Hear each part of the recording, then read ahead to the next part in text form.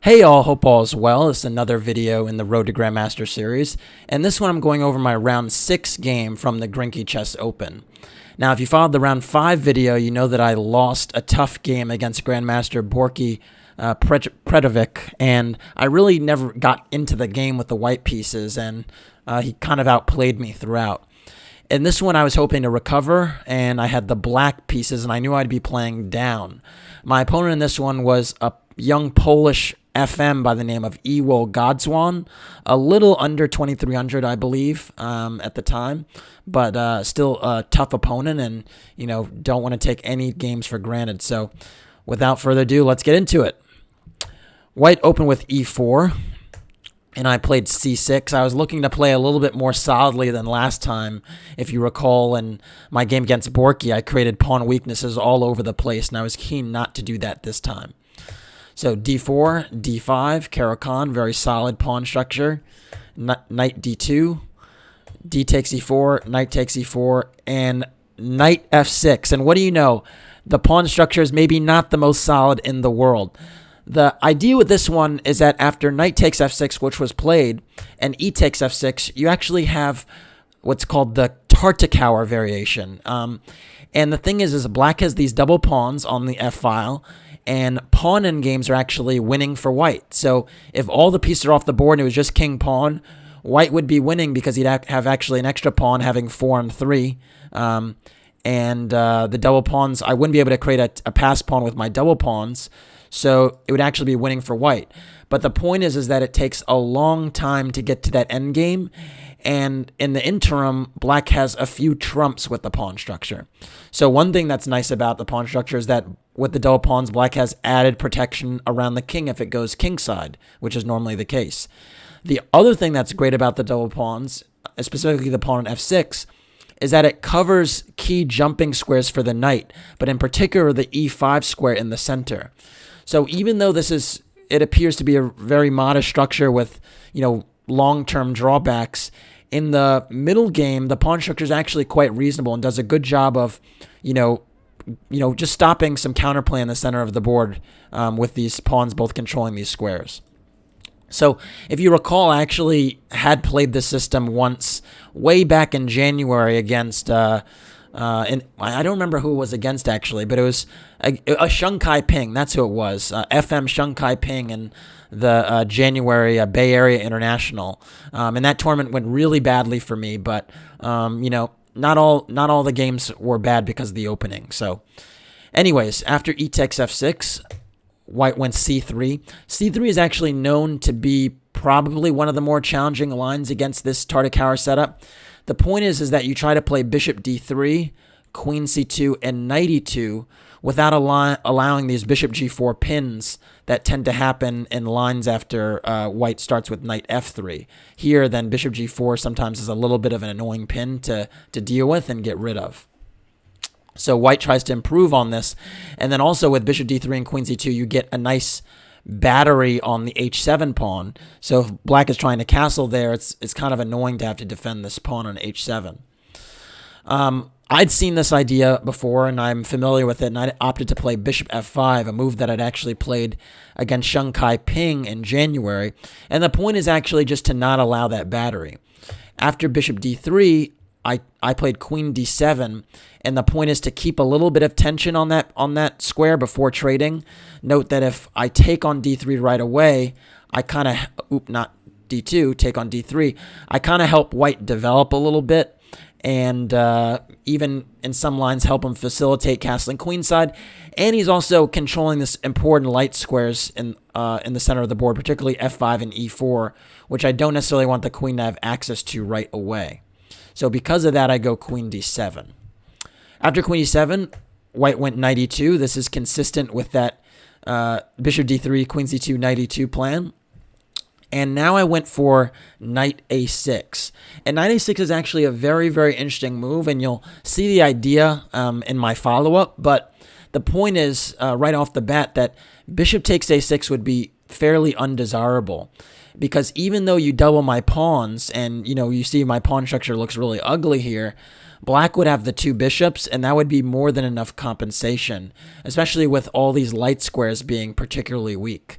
So actually taking on a6 is not super desirable because of that factor, and actually in some lines the rook having the half open b file to work with, so you can get some pressure on the queen side. So it's not as bad as it looks. Anyways, that wasn't played. After knight a6, white went knight g3, and that's more logical, challenging my bishop on f5. A move like bishop g6 might be playable, but then I have to worry about h4, h5 in some lines, or even f4 and f5, just trying to trap my bishop. So instead of that, I went for the move bishop takes g3. D3. Bishop takes d3. And the point of this move is that after queen takes d3, I have a really nice knight transfer that's the product of the queen being unprotected here and pinned, and the d-pawn being pinned, with the move knight c5. And that's basically the little idea in the structure when you go knight a6. You can actually go knight c5 sometimes with tempo, and actually get to the all-important e6 square. And this is huge, because after the queen moves away, it went to c2, and I go to e6, the knight on e6 is perfectly placed. If you actually saw the last game I played against Borky in round 5, we talked about how this knight on d6, actually, in the queen's gambit was great because it fans out to all these important squares. Well, this knight on e6 does a similar job. It discourages pawn c4 because the d4 pawn is loose. It blocks up the e file, which might be a source of counterplay for white's pieces. And it also eyes the f4 square, which is a nice square to prevent the bishop to come out to. So it actually is a really, really nice on e6, and just a really, really nice setup. And again, it restrains white's pawn majority, so it really gives me time to develop the rest of my pieces comfortably. So I was very, very happy with this maneuver. White now went bishop e3, a reasonable enough move, just developing and pretty much keeping his options open, whether to castle king side or queen side. I think maybe he was waiting for me to decide what I was going to do. And I made a slight inaccuracy here with the move bishop e7. The reason it's an inaccuracy is because it actually allows knight f5, and this wasn't actually played. But knight f5 would be a little bit annoying because on f5, again, my bishop doesn't have any other square on the, going forward on the diagonal to move to, and getting rid of my dark square bishop would be pretty nice, because white would have bishop for knight in that endgame and an extra pawn in the queen side. So it would be a little bit easier to make use of his majority if he trades a few minor pieces. Remember, the more you trade, the closer you are to that pawn endgame we talked about. So knight f5 would be a very annoying move. Not to mention the fact that it's also just a menacing square for the knight, where it's also eyeing g7, maybe d6 sometimes, and well supported by the queen on c2. So that would have been a key move. Instead of playing bishop e7, I should have considered playing g6. This is actually something that was under consideration, but I didn't like the fact, I was a little bit wary of weakening f6 too quickly, and I thought maybe a knight coming to e4 or something like that would not be a great idea.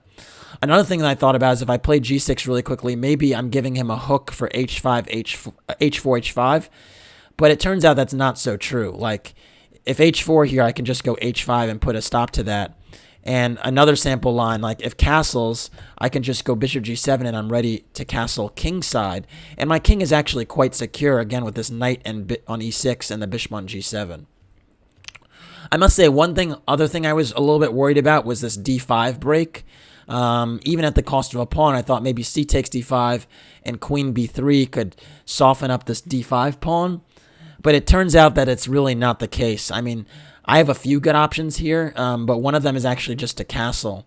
And the point is, even after you take on d5 and I move the queen away, my king is quite secure. And even though white has an extra pawn on the queen side, if I shove my pawns up the board, I might be able to get some counterplay on his king while the queens remain on the board.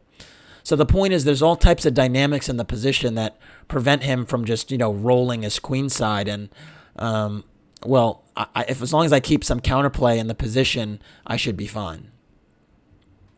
So, anyways, instead of playing g6, I did go bishop e7, and now white wound up castling, which is, I mean, reasonable enough. If you don't see f5, you maybe you want to try and castle, get your rooks connected. I was a little bit surprised to see him castle queenside, just because he'd already played the somewhat weakening move c3. And when you play c3 and you castle queenside, the pawn can be a potential hook for an attack later. So I was a little bit surprised about this, and the king is kind of a touch more airy than it would be if the pawn was on c2. So I thought castling kingside was a little bit, safer. That being said, I mean, it was quite clear that he had some aggressive intentions, because if I castle queenside, my pawn on a7 is a little bit loose, and my setup is not, ideal.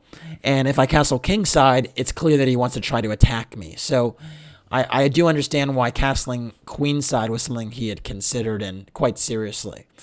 I had to think here and decide, well, what do I want to do? Do I want to, maybe play it safe and get a worse position by castling queenside, or go kingside and kind of go for it? And if you look at the structure kind of reminded me of the Caro-Kann. The only thing that's different is that the pawn on f6 is on e6, and the knight on e6 is not on f6. But if you switch these two pieces that I've highlighted right now, it's pretty much a Caro-Kann. And my reasoning was that, in these Caro-Kann positions, when white has this pawn structure, black is pretty fine. So I thought I could probably castle kingside and get away with it. And that's why I did just that. But now the position sharpens up, because it's quite clear that, white needs to try and, get something going on the king side, because I have a very simple plan of just shoving my A and B pawns up the board to get at that hook on c3. So now the game becomes a little bit of a race, and white starts with the move h4. H4 is logical. Again, trying to push this pawn, trying to create some weakness over here. One move that could have been taken into consideration is, again, knight f5, trying to secure the bishop. But in these variations, now that white has castled queenside, even losing this bishop is not the end of the world, because if, knight takes e7, rook takes e7, if my queen comes to d5, it's hitting both g2 and a2. And I just think black has good play on the half-open e-file and on the light squares. So this would not be something I would be, devastated to see. But anyways, h4 was played, so let's go back. h4, and I kind of had to decide, because h5 does seem like a very, difficult move to deal with, but at the same time, playing g6 kind of gives him a hook. So instead, I decided to play rook fe8 and kind of ignore the push for now, and say that, yeah, you can play h5, but what's your follow-up? In the meantime, I'm going to try and get some play in the center, and maybe on the queen side. White now went for knight f5, and I think knight f5 is just a few moves too late, because now I have the very, obvious, and, I'm happy to do it, retreat, bishop f8. And now with my bishop on f8, it further secures my king side, and my rook is cleared for counterplay on the e-file. So I just thought knight f5 was a few moves too late. But I must say, with the knight here, it is a very menacing piece, very active on that square, and I certainly don't want to tolerate it there for too long, because it's just, eyeing, some important squares in the center and the king side. So I really would love to play g6 and kick it away. But in this position, white actually went for g4, and it was like, holy cow, this guy Iwo is extremely serious. I mean, he's pretty much, now I have to worry about g5 as an idea, and I have to worry about h5 as an idea. And again, if the position opens up, with his queen bearing down on h7, his rook's connected, maybe the d1 gets in the game, I have some real problems to think about. And just one sample line to give you an example of the danger in this position is, let's say I just ignore his initiative here and go a5. Well, now g5 is really scary, because let's say I take. After takes, white is actually threatening knight somewhere and then queen h7 mate. So let's just say I go a4 for the sake of argument. Now knight e7 check, bishop e7, and queen h7 is actually mate on h8.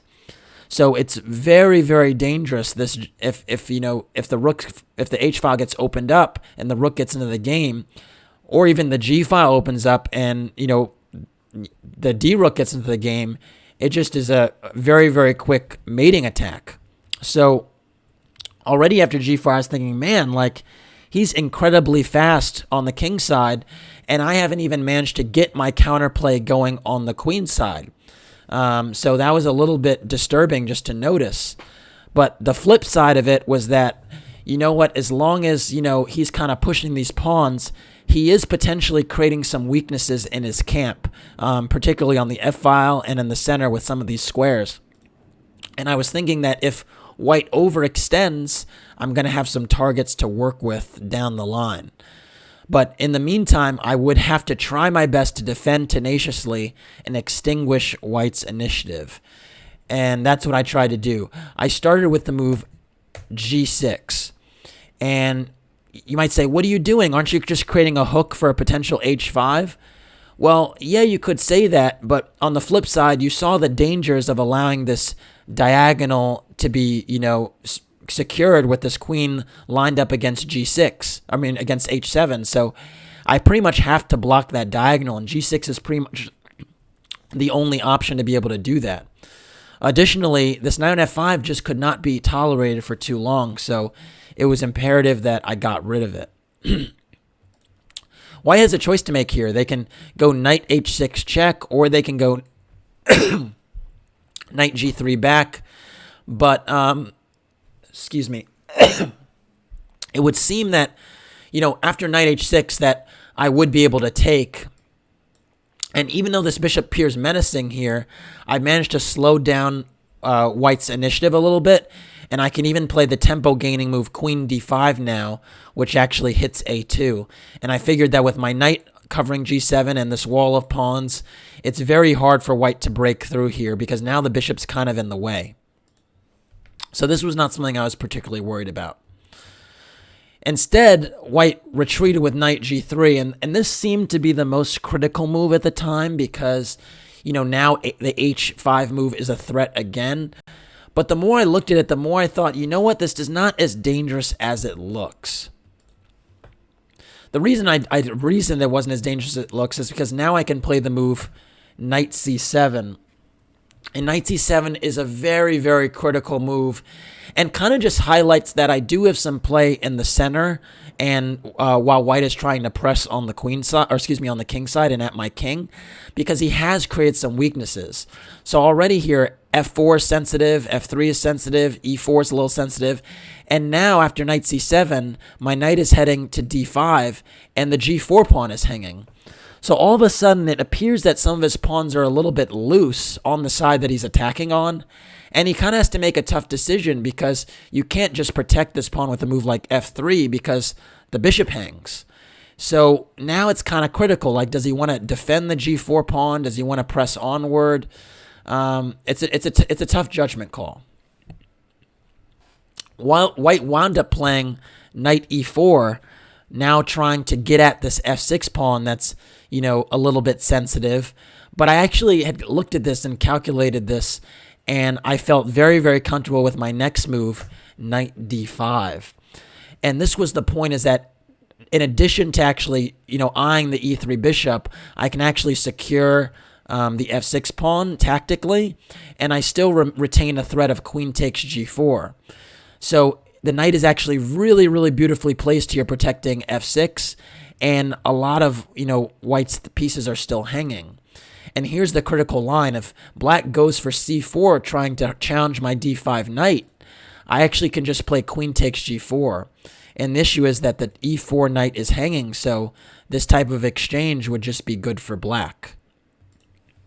So now I've managed to protect everything, and G4 is under fire, and it's a tough decision for White to make, because, if White just tries to defend it, well, now I have an extra tempo to do something, and I might consider a move like Queen E6, just attacking the E4 knight again, and again, F3 is no longer a possibility because I have knight takes E3, and my queen is guarding the F6 square, so there's no longer any fork when the queen was on, when the queen was on D7. So all in all, it seems like black is starting to take over and white hasn't like hit home yet. So this wouldn't be super desirable. And yeah, I felt that after knight d5, the worst was over pretty much. I managed to kind of get the counterplay I needed in the center before white crashed through. In this position, I think white panicked a little bit. I mean, it is hard to make some moves, but I think white tried to sort of like seize the initiative and go completely in and kind of just misjudged this, because now he went for the move g5. And g5, on the face of it, it seems like you're opening up the position in some way. But the flip side is that I could just shut it down, which I did very promptly with f5.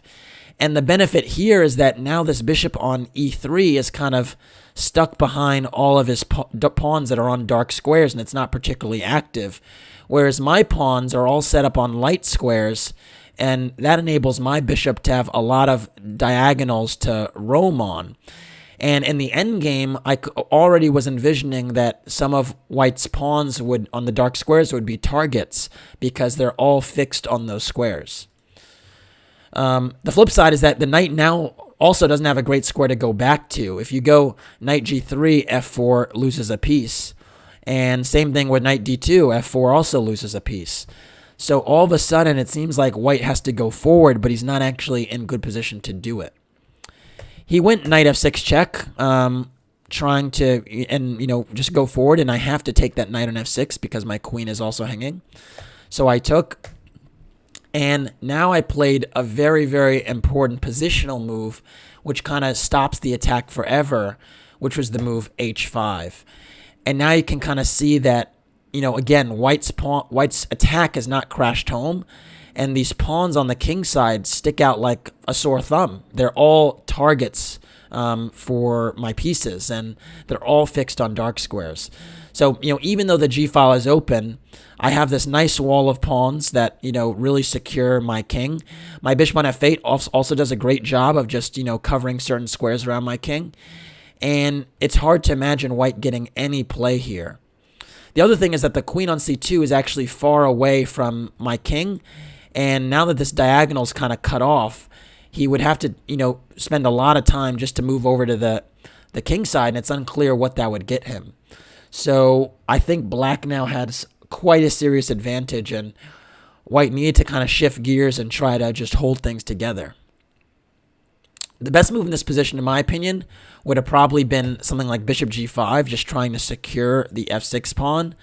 But unfortunately, I think my opponent still had aggressive intentions and went for the move bishop f4, which unfortunately blunders material on the spot to the fairly simple queen e6.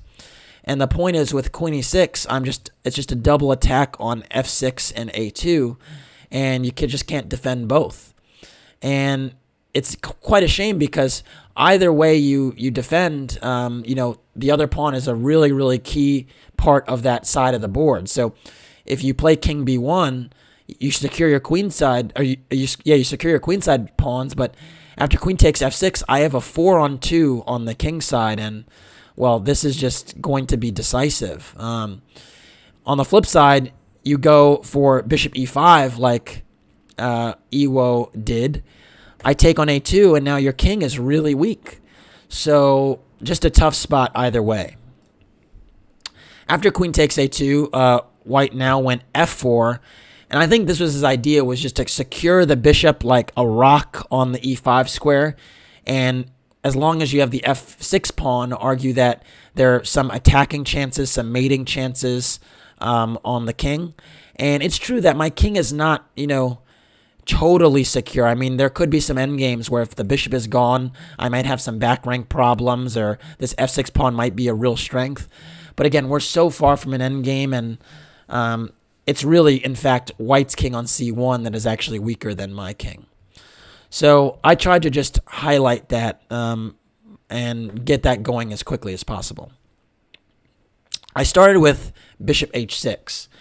And the thing I love about bishop h6 is I already have a really nasty tactical threat. If white does nothing, I just have the move let's say if like white goes rook g1, trying to go queen takes f5, I have the very nasty rook takes e5. And the point is that not only do I protect queen takes f5 from happening temporarily, but there's a pin on this f pawn, so he has to take with the d pawn. And after bishop h takes f4 check, I actually just win immediately because the king has nowhere to go, and rook d2 is the only move. And now I have queen a1 check, and this just actually wins a piece, not just an exchange, a full piece. So already here after bishop h6, I'm kind of highlighting that the king on c1 is really not secure anymore, and there are some tactics and exchange sacrifice in the air that are really based upon the fact that all of white's pawns are fixed on dark squares, so they're targets for my bishop. You can see how most of my pawns, with the exception of a7, are fixed on light squares, and it just makes my attacking job and my defending job a whole lot easier. Anyways, white now went for b3, at least, challenging this queen on a2, so I can't go for this rook takes e5 operation again. But now I can go queen a1 check, and the point is that queen b1 is not a possibility because I have queen takes c3 winning another pawn. So white has to step up the board with king d2. And sure, my queen is attacked, but look at this king on d2. Not a secure king. I now went queen a5, just getting out of there. And white went rook f1, securing the f4 pawn, and I think just defending it before I go in for an attack.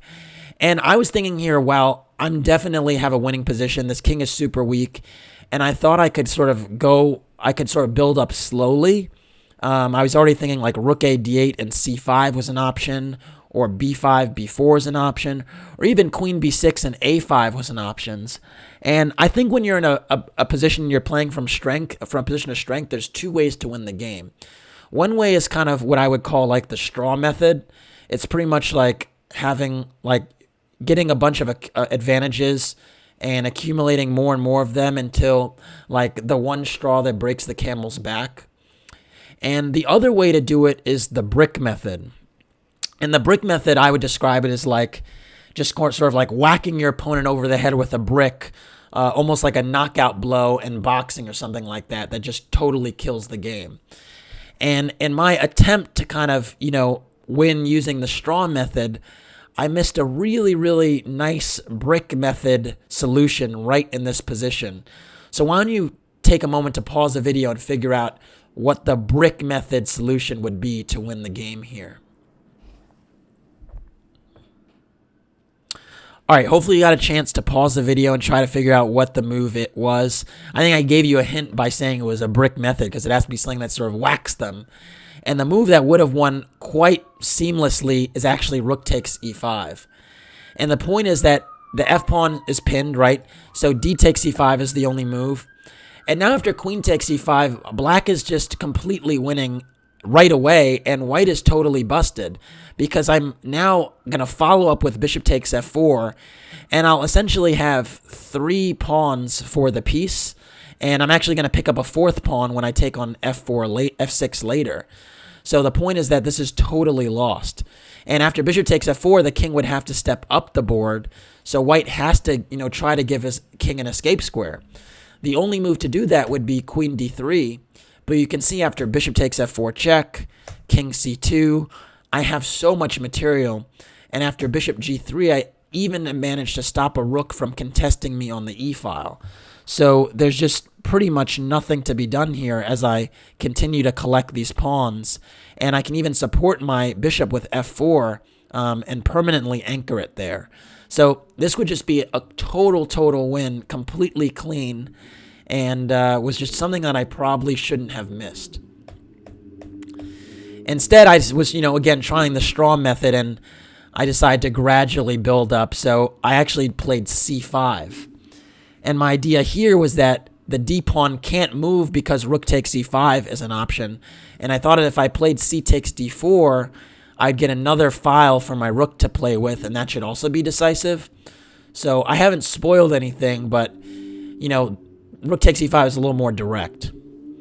After c5, white went for rook a1. Good move, challenging my queen. also giving white the possibility now, after my queen moves away, to actually recapture on d4 with the c-pawn, because as long as the queen was here, this pawn was pinned. I went queen b6, just backing up. And now white went rook a4, which I think is actually a pretty good maneuver considering the circumstance. Point is that he's just kind of trying to activate his rook via the fourth rank and give some aid to the defense of the d4 pawn. A reasonable idea. I now went queen c6, trying to shift gears towards the king side. Queen g2 is a threat, I thought. I thought b5 might also be a threat, hitting the rook on a4. There are plenty of ideas here. White now went king c1, trying to shuttle the king away to safety, maybe to b2. And I must say, I do kind of admire the last few moves he's made, just trying to defend, because I honestly thought he should just resign. It's looked so bad. And, you know, his king is so weak, but he does try to fight on. I now went for b5, you know, plugging onward. It seemed to make a lot of sense that, you know, if I just open the lines, the king would not be able to handle it. So I just continue to press onward. White now went rook a2, and now I went a5. Just trying to, you know, carpe diem, seize the day, push the pawns, you know. Things are weak. White now went queen g2, trying to challenge my queen. And you might say, well, isn't this a bad move? Like, shouldn't you just trade and you have your upper pawn and going to an endgame? Well, it's not so simple if I trade, because after queen takes g2, rook takes g2, this pawn on f6 becomes more of a factor in the endgames. And now that it is just 3-on-3 on the king side, if all the pawns are liquidated, it would still be somewhat of a tough conversion if the bishop remains on e5, anchoring these pawns. So I didn't want to just trade to queen endgame, especially considering that his king on c1 is so weak. So instead, I opted for queen b6. A slightly better move, though, would have been queen e6, because it also attacks the b3 pawn. And again, note that d5 is impossible because queen takes e5. And again, there's this pin on the f4 pawn. So I went queen b6, though. Hasn't spoiled anything. This is still winning if I manage to open things up. White now went king b1, moving away from the pin. Finally, is the first time in like many moves that the king was not in the eye of the bishop. And honestly, it is a little bit disappointing. I didn't, you know, take advantage of that in a more decisive manner. But, you know, I did manage to shove these pawns up the board, and black should seal the deal. I took on d4 now. White played c takes d4, and you can see this king is just so weak that I'm going to crash through. I now went a4, trying to open up further, and white went rook g1. Interesting move. I think in some lines he might be considering to get something going with a sacrifice on g6. Here it doesn't quite work, but maybe if he moves the queen away, he was hoping to get some type of takes on g6 action. And I will also say he was in a little bit of time trouble, so maybe he was also just trying to make a move. Note that a takes b3 is not possible because there's a pin and on my rook on a8, and I'd lose a piece, so I can't quite go in like that. And because of that, I went for the move rook a d8, just stepping out the way of this pin and you know, getting some ideas of my own. White now went b takes a4, and it would appear he's getting rid of his last remaining pawn on the queen side, which should be really bad news because the king would be totally naked. So you'd think I would just go b takes a4, and it also comes with check.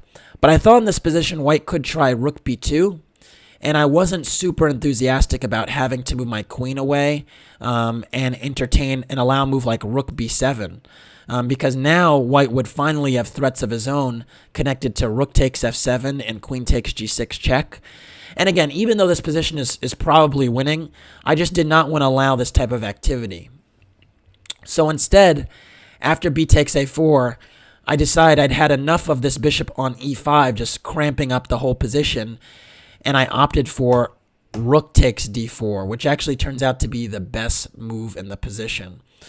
And the point is that once this bishop goes, all of white's pawns are sitting targets, and the king is still completely weak. So my even down exchange, my remaining pieces would be able to rake up against that king on b1. And you pretty much have to take the exchange because otherwise my rook becomes a rampaging rook on the 4th rank. So after rook takes d4, white did take, bishop takes d4. And after queen takes d4, white gets to play a takes b5, and you might say, well, Kassa, isn't this b-pawn kind of dangerous? And, well, unfortunately, the answer is no, unfortunately for white, because I just have way too much counterplay on this naked king. I start with the move bishop takes f4. And the point is that with my bishop coming to e5, I have crazy good batteries against the king on b1. And it's very difficult to defend all these threats. And also, the queen on d4 is really nicely centrally placed, just protecting f4, guarding the f6 pawn, stopping b6 for the time being. That, everything is just gravy. Note that a move like rook a8, trying to trade rooks and get at my king, doesn't really solve very much. I can, probably win this b5 pawn with check. For instance, if I go queen d3 check, the king can't go here, so it can't go to b2 because I take on b5 with check. So let's say king a2, and then queen c4 check. And if king a1, I have bishop e5 check. And I pretty much can check the king into checkmate, actually. So you can't just go rook a8 because my queen and bishop are just too good a combination here. So instead, white went rook b2, trying to, cover up the diagonal a tiny bit. But hard to imagine this is going to really do anything because now I went rook b8. And the point is that, with my rook on b8, I'm eyeing the b5 pawn in firm control there. And I'm just going to follow up with bishop e5, and I can even try to trade to a rook endgame. I didn't go bishop e5 right away because I didn't want to pin myself with rook e1. But even here, I can go rook b8 now, and now I'm threatening queen takes b2, and everything is fine. So after rook b2, rook b8, white did go rook e1 now, and I think the move orders just got switched up because now I went bishop e5, and my threat is just queen takes b2, check, trading all the pieces, and then rook takes b5, check, and I would be 2 pawns up in an endgame, and I'd collect a 3rd pawn very quickly because after rook b6 back, the f6 pawn would be hanging. So just totally winning if I trade everything now. And it just goes to show that this bishop on e5 has been more than worth the 3 points it's traditionally worth, with the king being so naked. So to stay in the game, I mean, again, this is a position where I thought, if I was white, I would have resigned by now, but I think having the b pawn still gave him some hopes. So he actually decided to take on e5 and take his chances here. And after queen takes e5, played queen c6. But even here, the king is just too naked to seriously consider the b pawn a real runner. So the game is lost. Now, it is a little bit tricky just for the moment because if you notice, I don't want to, break with g5 and, weaken my king. So it does appear like I only have, even though I have up 2 pawns on the king side, it appears that I only have 1 true passed pawn at the moment. So my challenge was just to kind of check the white king enough that I actually get into a more convenient endgame. And I do that by playing queen e1 check. After king a2, I can actually take on h4, but I didn't want to allow b6. So I actually went queen a5 check. And then after king b1, I actually went queen a4. And the idea with this was actually just to kind of stop the b6 move because now the pawn on b5 is pinned.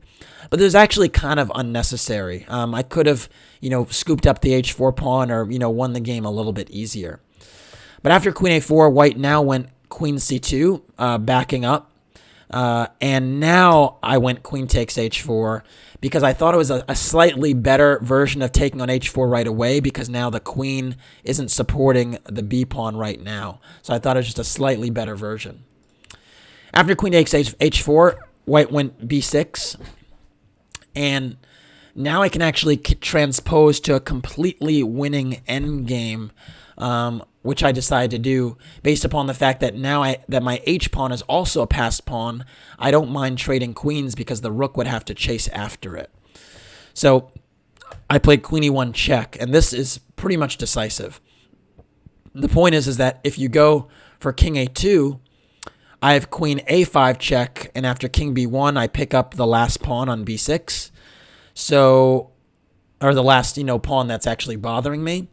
So you pretty much have to go queen c1 if you want to keep the b pawn. But now after queen e4 check, and then king c and queen c2, I actually wound up trading. And the point is that this pawn on h5 is a sufficient enough distraction for the rook that I can win the b6 pawn. The issue is that as long as the king is this far away from the h5 pawn, you pretty much can't deal with it in time, and the rook will have to leave its defense of the b pawn. So now I just decide to run. I played h4, king d3, h3, king e3, h2, and now the rook has to capture.